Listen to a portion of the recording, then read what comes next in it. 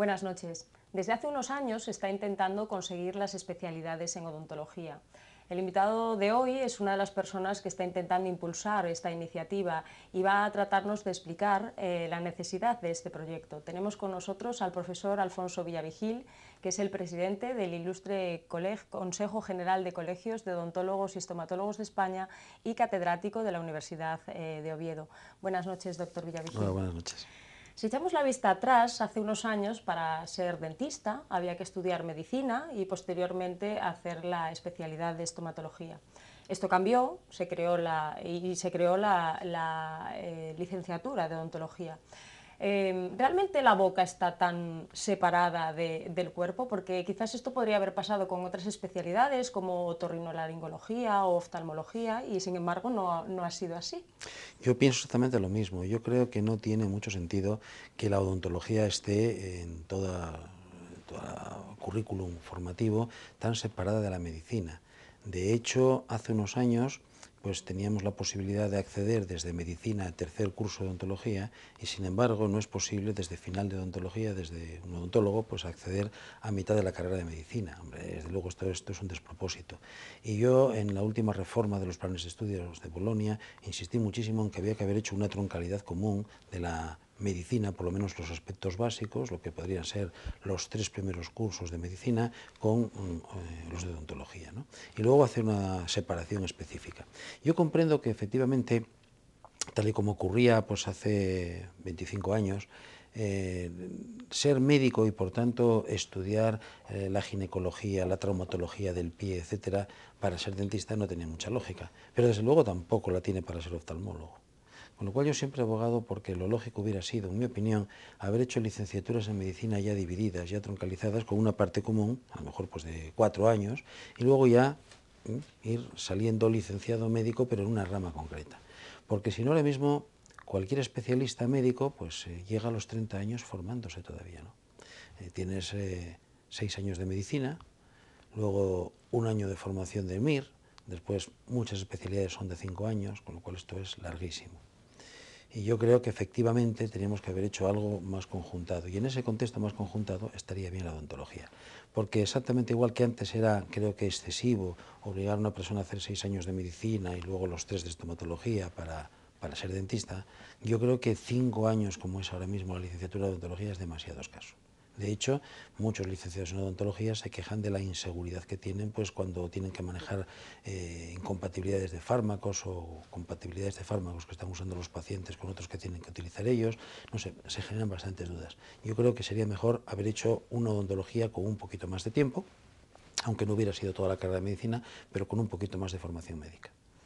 Bueno, bien, no solo nos separamos de la medicina siendo licenciatura propia, sino que ahora además los dentistas pedimos que existan especialidades dentro de la propia odontología. Realmente un espacio tan reducido y limitado aparentemente como la boca da para tanto. Sí, sí. El crecimiento de la ciencia es exponencial y concretamente en el ámbito de las ciencias de la salud es enorme. Usted lo sabe perfectamente, dentro del ámbito de la medicina ya no solamente hay pues casi 40 especialidades, sino que es que cada una de las especialidades empieza a tener subespecialidades, lo que llamamos capacitaciones específicas, donde incluso pues hay solapamientos de unas con otras, ¿no?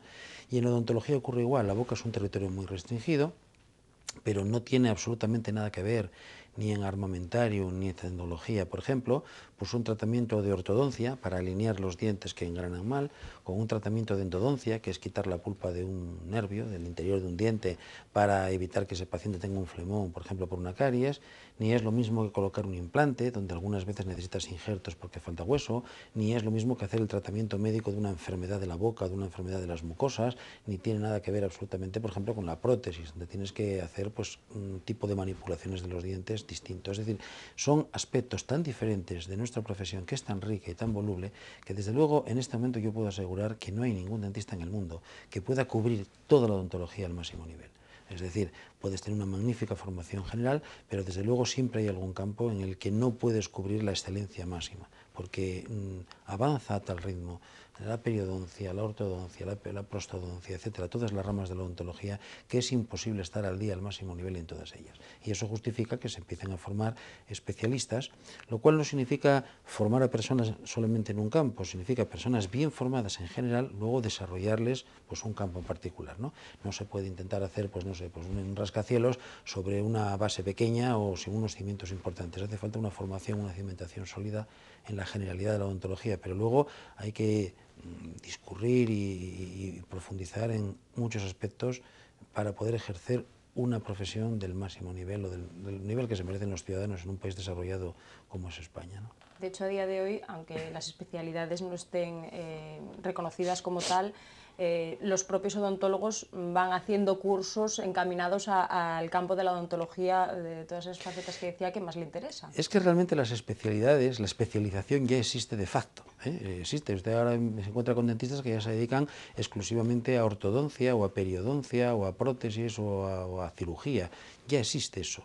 Lo que no existe es un título que refrende o respalde esa formación. Es decir, digamos que un poco es casi con carácter aficionado aparentemente. Yo me dedico a un campo, me formo, me preparo, pero no hay un diploma, no hay un título, no hay un certificado que fehacientemente acredite a un ciudadano que yo tengo esa formación. Yo la tengo porque la necesito para dar el mejor servicio a mis pacientes y me la procuro, pero no existe una garantía para el ciudadano de esa formación. Y esa formación, además, en este momento obtenerla es costosísima. Es costosísima. Y nosotros pensamos que hay que regularizar la especialización para que precisamente se pueda hacer como cualquier otra rama de las ciencias de la salud, donde la especialización es remunerada o por lo menos no es tan tremendamente gravosa. Yo no puedo entender, por ejemplo, que un oncólogo, por ejemplo, o que un cirujano, pues tenga que tener 30.000, 40.000, 50.000 o 60.000 euros para estudiar su especialidad. Es que eso no cabe en la cabeza de nadie. Pregunto yo, ¿y por qué alguien para ser ortodoncista o periodoncista tiene que pagar esas cantidades? Es que al final todo eso repercute en los costes del paciente, ¿no? Y yo creo que no, que hay que buscar una forma de oficializar las especialidades y hacerlas exactamente igual que el resto de las especialidades en ciencias de la salud, mediante el modelo residencia, con a veces un refrendo que tendría que a lo mejor darse en las universidades y con una pequeña tasa de matrícula, pero con tasas de matrícula oficiales, no con estos costes que son prohibitivos para la mayoría de los bolsillos, ¿no? Que son inasequibles para muchos compañeros. Y si miramos a Europa, ¿existen especialidades odontológicas? Toda Europa tiene especialidades odontológicas, no todas, pero por ejemplo ortodoncia existe en casi todos los países de Europa, solamente no existe en España y en Luxemburgo. Y luego la cirugía existe en casi todos los países de Europa. Pues me parece que son en este momento en 21 ya tienen esa especialidad oficialmente. Luego, dentro de la subsidiariedad de cada país, pues tienen por motu propio, por su propia iniciativa, pues tienen otras especialidades. Por ejemplo, pues algunos tienen muchas. En Suecia hay, creo que son 18 o 19 especialidades, ¿no? O sea, cada país ha buscado la vida como ha querido. Pero lo cierto es que en este momento hay dos especialidades que tienen reconocimiento europeo. Es decir, no tenemos la obligación de tenerlas, pero sí tenemos obligación de reconocerlas a cuando llegue a España pues un ciudadano que sea especialista en ortodoncia, por ejemplo, en Alemania, ¿no? Lo que pasa es que hay una trampita, no dice que es especialista en ortodoncia, sino que dice el nombre en alemán, con lo cual pues ya eso le oculta un poquitín esa información al ciudadano, ¿no?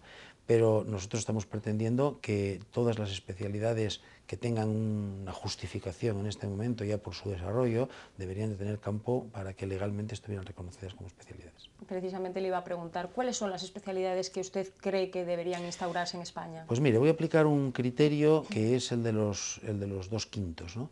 El criterio de los 2/5 no se aplica a odontología, se aplica a medicina. En las especialidades médicas se han considerado que son comunitarias, o sea, reconocidas en toda la comunidad, aquellas que existan en al menos el 2/5 de los países.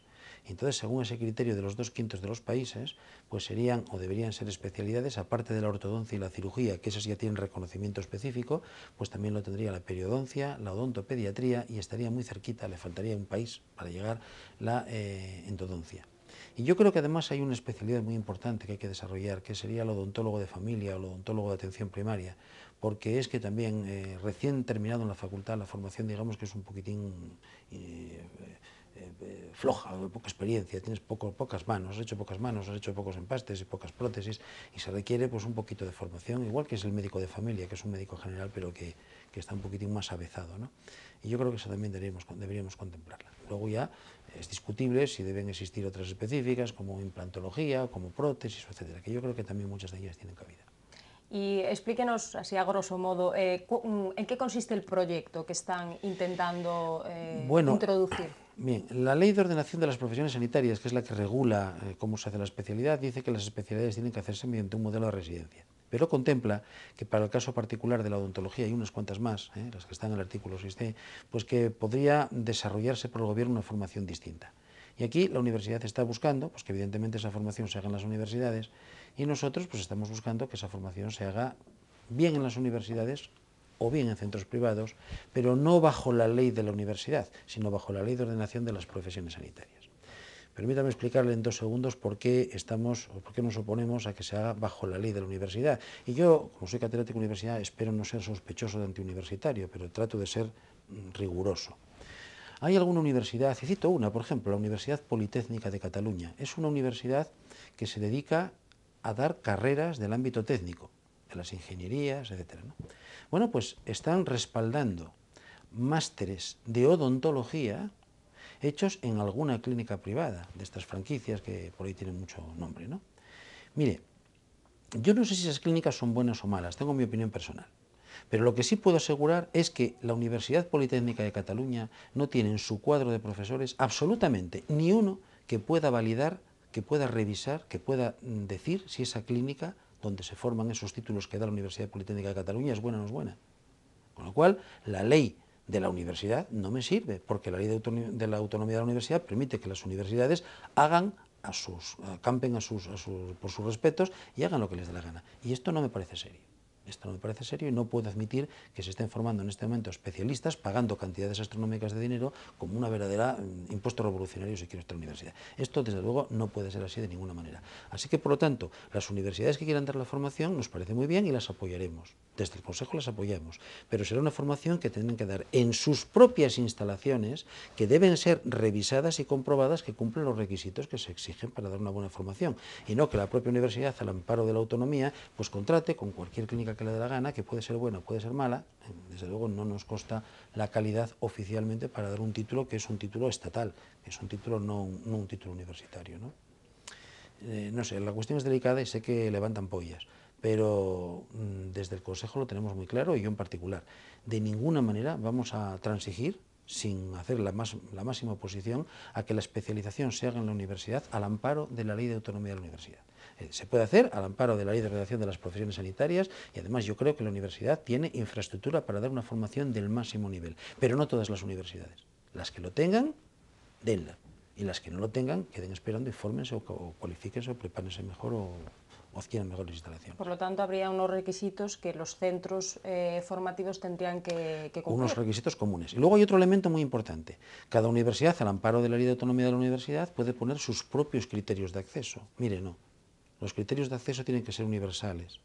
Es decir, exactamente igual que los médicos internos y residentes para entrar hacen la prueba MIR y por orden de selección van eligiendo las plazas vacantes, esto tiene que ser exactamente igual. No tiene por qué un alumno encontrarse con que un potencial especialista, un futuro especialista, encontrarse con que en la Universidad de Santiago de Compostela le piden unos criterios, o ponen unos criterios, unos requisitos para entrar, la de Oviedo le pone otros, la de Complutense le pone otros, etc. Es decir, tiene que ser una prueba común para todos a la vez, porque estamos en un territorio común que es España y el título de especialista es un título que expide el Ministerio. No es un título que dan las universidades al amparo de la autonomía universitaria, es un título profesional expedido por el Ministerio de Educación.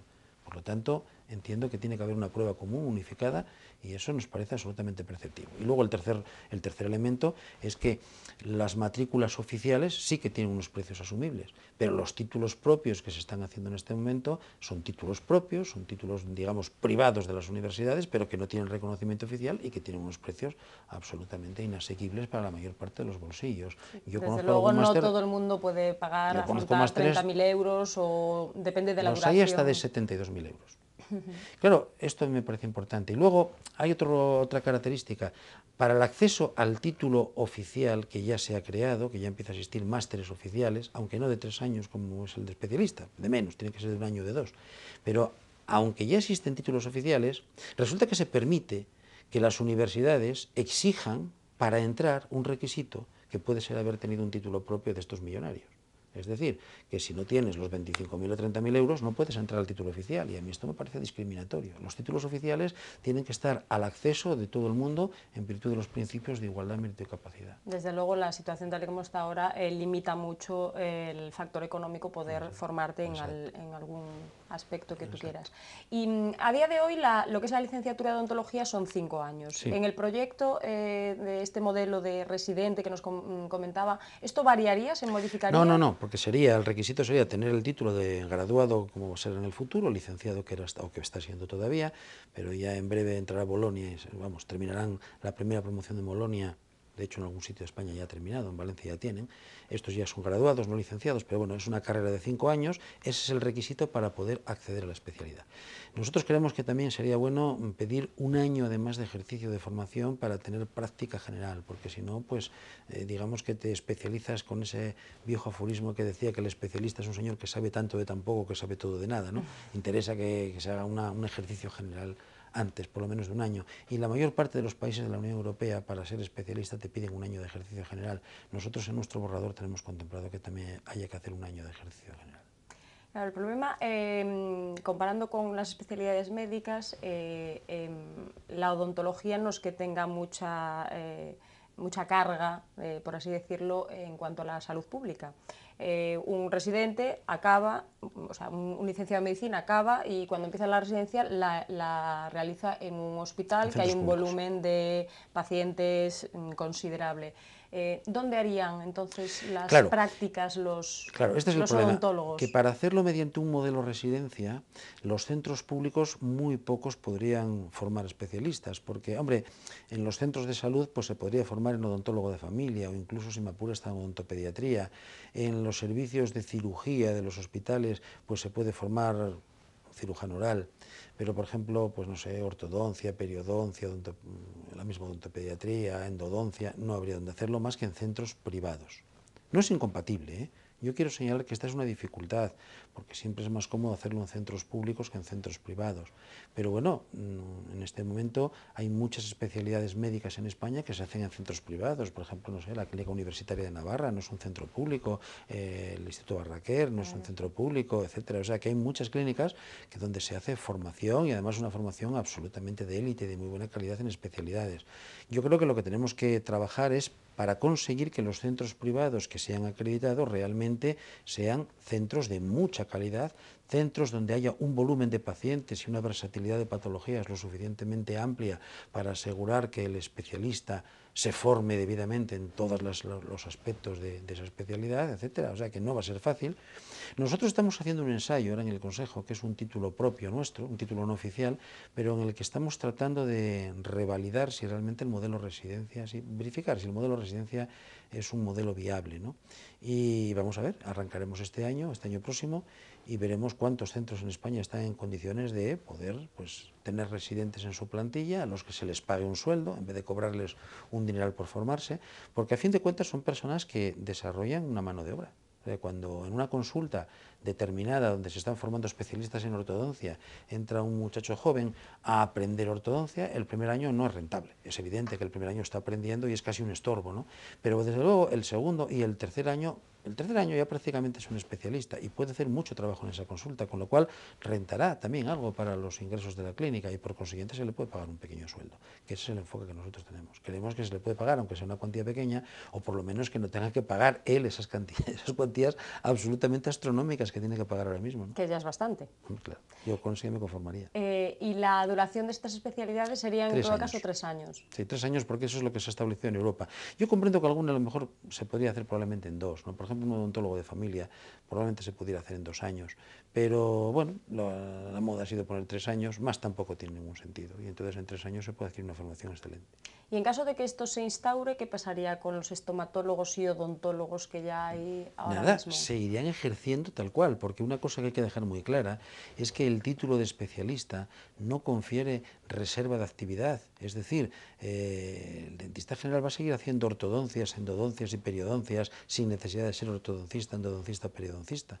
Lo que ocurre es que se le va a dar al ciudadano una información de quién tiene esa especialización para los casos difíciles. Una endodoncia la hacemos todos los dentistas, pero evidentemente una endodoncia de un conducto en bayoneta, de un conducto en C, de conductos divergentes en el ápice, pues no lo hacen ya todos los dentistas, y evidentemente muchos de nosotros pues solicitamos la ayuda de cualquier compañero que tiene experiencia en eso para que nos resuelva ese caso, porque si no nosotros vamos a hacer un mal tratamiento, ¿no? Y lo mismo lo digo con la ortodoncia. Yo no hago ortodoncia porque no tengo el dominio suficiente de la ortodoncia para darla con la calidad que yo quiero darle a mis pacientes, con lo cual yo no la hago, la remito a otro, pero podría hacerla perfectamente hasta donde yo sé o hasta donde yo domine.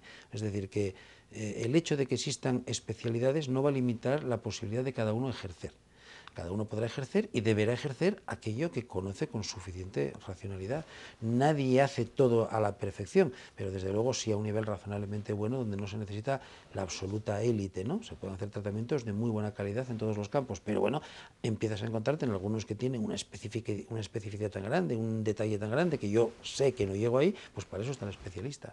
Por lo tanto, a los ciudadanos le aportaríamos una mayor calidad en los Le tratamientos. aportaríamos exactamente la garantía, por lo menos, de que le van a dar en eso especialmente difícil que su dentista general le dice, oiga, que yo aquí no llego, que necesita usted ir a alguien con experiencia, pues ya sabes quién es. Igual que ahora mismo, pues necesitas tienes un problema de corazón y te puede hacer un médico general un electrocardiograma, pero sin embargo, si es una complicación, un cuadro especialmente difícil, le dirá, vaya usted a un cardiólogo. Pues bueno, que sepa cuál es el cardiólogo o cuáles son cardiólogos de verdad, pues que sepa quiénes son ortodoncistas, endodoncistas y periodoncistas.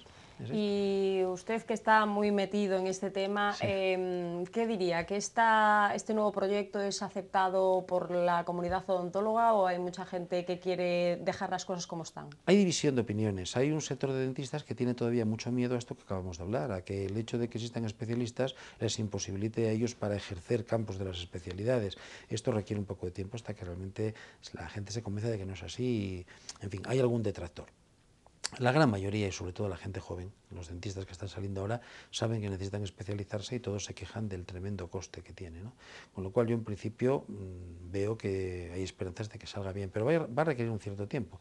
Hasta que se tramite y se desarrolle la legislación correspondiente, yo supongo que como mínimo pasarán 5 años, como mínimo, porque hay que hacer muchísimo trabajo, ¿no? Primero hay que decidir qué especialidades salen, definir el marco legal, todo eso lleva un tiempo, un Real Decreto no se tramita de la noche a la mañana, lleva unos cuantos meses.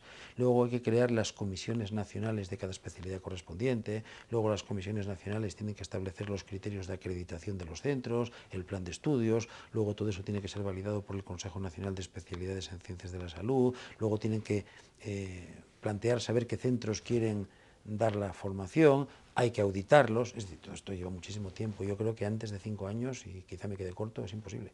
Y además de todo lo que está nombrando, también tiene que haber una decisión Por política por el supuesto, que es el medio. primer paso. Y la verdad es que no estamos en el mejor momento como para andar pensando ahora en darles dinero a los dentistas.